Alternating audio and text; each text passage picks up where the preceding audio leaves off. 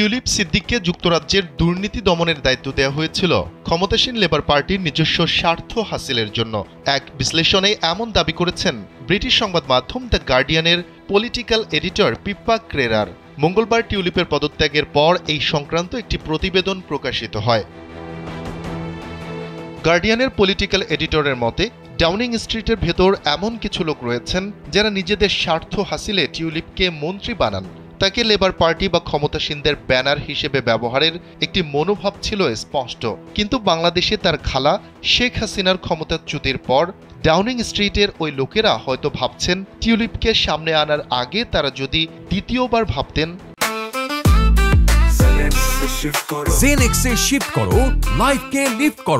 ক্ষমতাসীনদের এমন মনোভাবের কারণ তৎকালীন আওয়ামী লীগ সরকারের দুর্নীতির সাথে তার যোগসূত্রের মাত্রা স্পষ্ট হয়ে যাওয়া। ওই বিশ্লেষণে আরও দাবি করা হয়, টিউলিপ সিদ্দিককে যখন ব্রিটিশ সরকারের দুর্নীতি দমন মন্ত্রী হিসেবে নিযুক্ত করা হয় তখন শেখ হাসিনার সরকার ছিল বেশ প্রভাবশালী। পারিবারিক গাম্ভীর্য টিউলিপকে সবার কাছে সমাদৃত করে। লেবার পার্টির নির্বাচনী প্রচারে আওয়ামী লীগ নেতাকর্মীরাও সহযোগিতা করেন। টিউলিপ সিদ্দিকের পাশাপাশি কিয়ার স্টারমারের প্রচারে নেতাকর্মীরা দিনরাত পরিশ্রম করেন।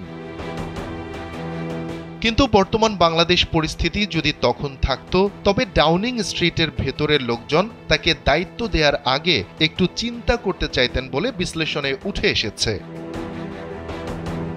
একজন লেবার এমপি নাম প্রকাশ না করার শর্তে গার্ডিয়ানকে বলেন, টিউলিপকে মন্ত্রিত্ব দেওয়ার বিষয়টি ছিল ক্ষমতাসীনদের নিজস্ব লক্ষ্য।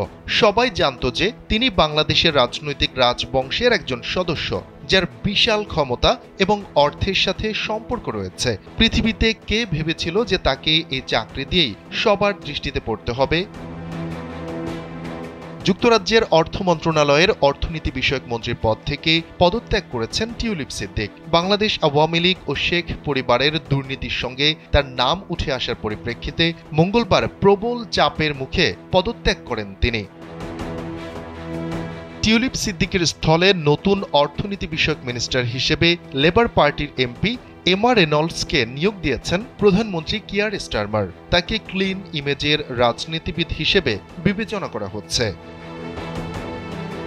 ৪৭ বছর বয়সী এমা রেনল্ডস গেল বছরের জাতীয় নির্বাচনে নির্বাচিত হন।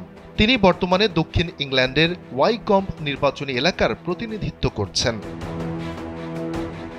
এর আগে ২০১০ থেকে ২০১৯ সালের মধ্যে মধ্য ইংল্যান্ডের বিভিন্ন আসন থেকে নির্বাচন করে আইন প্রণেতা হিসেবে দায়িত্ব পালন করেছেন রেনল্ডস। শফিকুল ইসলাম শান্ত, কালবেলা।